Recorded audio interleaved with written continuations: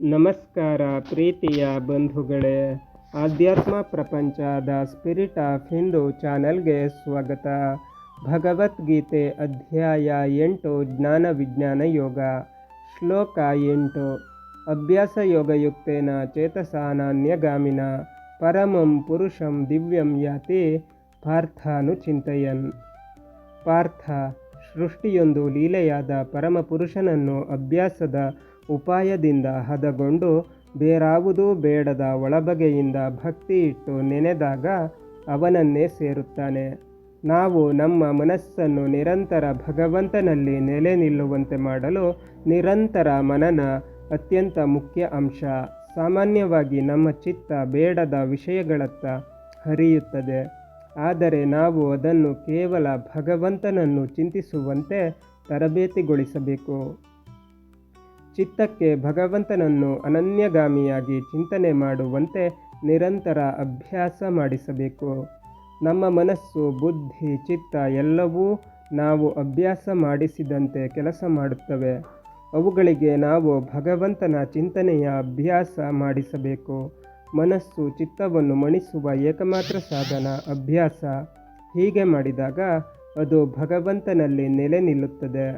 ಭಗವಂತನಲ್ಲಿ ನೆಲೆ ನಿಂತ ಮನಸ್ಸು ಅಂತ್ಯಕಾಲದಲ್ಲಿ ಕೂಡ ಭಗವಂತನನ್ನೇ ಕಾಣುತ್ತದೆ.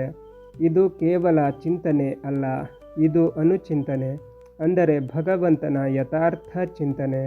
ಶ್ರುತಿಯಲ್ಲಿ ಹೇಗೆ ಹೇಳಿದ್ದಾರೋ ಹಾಗೆ ಭಗವಂತನನ್ನು ಚಿಂತನೆ ಮಾಡಬೇಕು. ಅಸತ್ಯವನ್ನು ಚಿಂತನೆ ಮಾಡಿ ಭಗವಂತನನ್ನು ಸೇರಲು ಸಾಧ್ಯವಿಲ್ಲ. ಏಕಾಗ್ರವಾದ ಮನಸ್ಸಿನಿಂದ ದಿವ್ಯನಾದ ಪರಮಪುರುಷ, ಹೃತ್ಕಮಲ ಮಧ್ಯನಿವಾಸಿ ಭಗವಂತನ ಚಿಂತನೆ ಮಾಡಬೇಕು ಎನ್ನುತ್ತಾನೆ ಕೃಷ್ಣ. ಮಹತೋಮಹಿಯಾದ ಭಗವಂತ ನಿನ್ನ ಹೃದಯದಲ್ಲಿ ಅಣೋರಣೀಯವಾಗಿ ಇರುವುದನ್ನು ಧ್ಯಾನದಲ್ಲಿ ಗುರುತಿಸು ಎನ್ನುವುದು ಇಲ್ಲಿ ಕೃಷ್ಣನ ಸಂದೇಶ. ಭಗವಂತ ಸರ್ವಗತ, ಸರ್ವಸಮರ್ಥ, ಸರ್ವಗುಣಪೂರ್ಣ, ಅನಾಧಿನಿತ್ಯ. ಅಂತಹ ಭಗವಂತ ನಮ್ಮ ಹೃತ್ಕಮಲದಲ್ಲಿ ವಾಸಿಸಿದ್ದಾನೆ ಮತ್ತು ದಿವ್ಯನಾಗಿದ್ದಾನೆ. ಇಲ್ಲಿ ಬಳಸಿರುವ ದಿವ್ಯ ಪದಕ್ಕೆ ಅನೇಕ ಅರ್ಥಗಳಿವೆ. ಮೂಲವಾಗಿ ದಿವ್ಯ ಅಥವಾ ದೇವರು. ಈ ಪದಗಳು ದಿವು ಎನ್ನುವ ಧಾತುವಿನಿಂದ ಬಂದಿರುವುದು.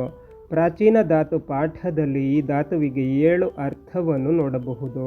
ಅವುಗಳೆಂದರೆ 1 ದ್ವಿತಿ, 2 ವಿಜಿಗೀಷ, 3 ಕಾಂತಿ, 4 ಸ್ತುತಿ, 5 ವ್ಯವಹಾರ, 6 ಕ್ರೀಡಾ, 7 ಗತಿಷು.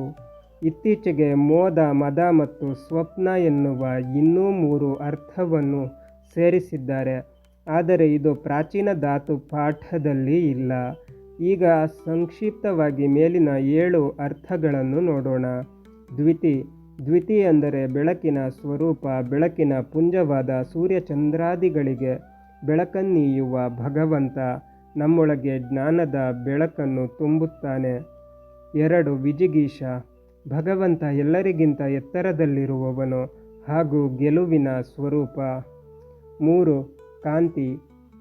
ಕೇವಲ ಇಚ್ಛೆಯಿಂದ ಸೃಷ್ಟಿ ಮಾಡಬಲ್ಲವ, ನಮಗೆ ಇಚ್ಛೆಯನ್ನು ಕೊಟ್ಟವ ಹಾಗೂ ಅದನ್ನು ಅವರವರ ಯೋಗ್ಯತೆಗೆ ತಕ್ಕಂತೆ ಪೂರೈಸುವವ. 4 ಸ್ತುತಿ. ಎಲ್ಲರಿಂದ ಸ್ತುತನಾದವನು.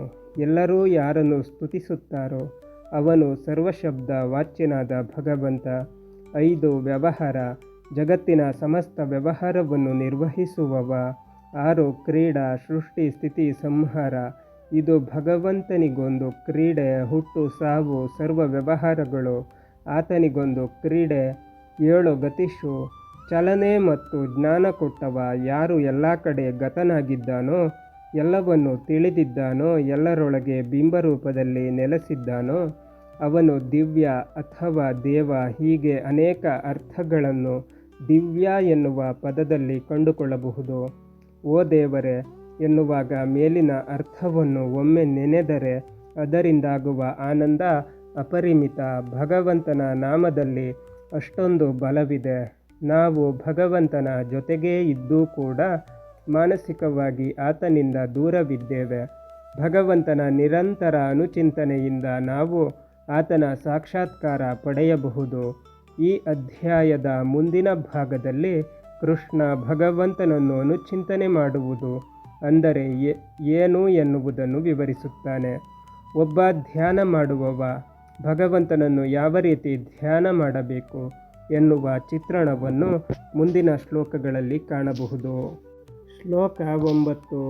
ಕವಿಂ ಪುರಾಣಮನುಶಾಸಿತಾ ರಮಣೋ ರಣೀಯಾಂಸ ಮನುಸ್ಮರೇದ್ಯಃ ಸರ್ವಸ್ಯ ಧಾತಾರಮಚಿಂತ್ಯ ರೂಪಮಾದಿತ್ಯವರ್ಣಂ ತಮಸ ಪರಸ್ತಾತ್. ಎಲ್ಲವನ್ನೂ ಬಲ್ಲವನು, ಎಲ್ಲಕ್ಕಿಂತ ಮೊದಲಿದ್ದವನು, ಎಲ್ಲರ ಒಡೆಯ, ಅಣುವಿಗಿಂತ ಅಣು ಎಲ್ಲವನ್ನು ಹೊತ್ತು ಸಲಹುವವನು, ಬಗೆಗೆ ನಿಲುಕದ ನಿಟ್ಟಿನವನು, ಸೂರ್ಯನಂತೆ ಬೆಳಗುವವನು, ಕತ್ತಲಿನಾಚೆಗಿರುವವನು, ಹೀಗೆಂದು ಅವನನ್ನು ಸ್ಮರಿಸುವವನು ಅವನನ್ನೇ ಸೇರುತ್ತಾರೆ.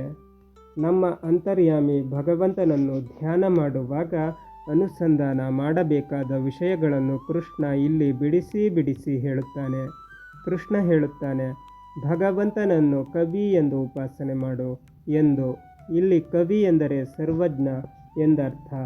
ನಮಗೆ ಮೊದಲು ಬೇಕಾಗಿರುವುದು ಜ್ಞಾನ. ಜ್ಞಾನವಿಲ್ಲದೆ ಆನಂದವಿಲ್ಲ. ಇದಕ್ಕಾಗಿ ಭಗವಂತನಲ್ಲಿ ಮೊದಲು ಅರಿವನ್ನು ಬೇಡಬೇಕು. ಎರಡನೆಯದಾಗಿ ಭಗವಂತನನ್ನು ಪುರಾಣಂ ಎಂದು ಉಪಾಸನೆ ಮಾಡು ಎನ್ನುತ್ತಾನೆ ಕೃಷ್ಣ. ಪುರಾಣ ಎಂದರೆ ಎಲ್ಲಕ್ಕಿಂತ ಮೊದಲಿದ್ದವ ಮತ್ತು ಸರ್ವಕಾಲದಲ್ಲೂ ಏಕಪ್ರಕಾರನಾಗಿರುವವ, ನಮ್ಮ ಪುರದೊಳಗೆ ಕೂತು ಪ್ರತಿ ಕ್ಷಣದಲ್ಲಿಯೂ ನಮ್ಮನ್ನು ನಿಯಂತ್ರಿಸುವವ ಎನ್ನುವ ಅನುಸಂಧಾನ. ಮೂರನೆಯದಾಗಿ ಭಗವಂತ ಅನುಶಾಸಿತಾರಂ ಅಂದರೆ ಪ್ರತಿಯೊಂದನ್ನೂ ಕೂಡ ನಿಯಮನ ಮಾಡುವವನು. ನನ್ನ ಇರವು, ಜಗತ್ತಿನ ಪ್ರತಿಯೊಂದು ವಸ್ತುವಿನ ಇರವು ಅವನ ನಿಯಂತ್ರಣಕ್ಕೊಳಪಟ್ಟಿದೆ. ಭಗವಂತ ಪ್ರತಿಯೊಂದು ಜೀವಸ್ವರೂಪದ ಯೋಗ್ಯತೆಗನುಗುಣವಾಗಿ ಶಾಸನ ಮಾಡುತ್ತಾನೆ ಎಂದು ಅರಿತು ಅವನನ್ನು ಅನುಸಂಧಾನ ಮಾಡಬೇಕು. ಸಮಸ್ತ ಬ್ರಹ್ಮಾಂಡದಲ್ಲಿ ತುಂಬಿದ ಆ ಭಗವಂತನೇ ಅಣುವಿಗಿಂತ ಅಣುವಾಗಿ ಜೀವಸ್ವರೂಪದ ಒಳಗೂ ತುಂಬಿದ್ದಾನೆ. ಎಲ್ಲವನ್ನು ಧರಿಸಿದ ಭಗವಂತನೇ ನಮ್ಮೊಳಗೆ ಕೂತು ಪೋಷಣೆ ಮಾಡುತ್ತಿದ್ದಾನೆ. ಆತ ಇಡೀ ವಿಶ್ವದ ಧಾರಣೆ ಪೋಷಣೆ ಮಾಡುವ ಶಕ್ತಿ. ಆತ ಸರ್ವರಿಗೂ ಸರ್ವಾಭೀಷ್ಟವನ್ನು ಕೊಡುವವ ಎಂದು ಅವನನ್ನು ಧ್ಯಾನ ಮಾಡಬೇಕು.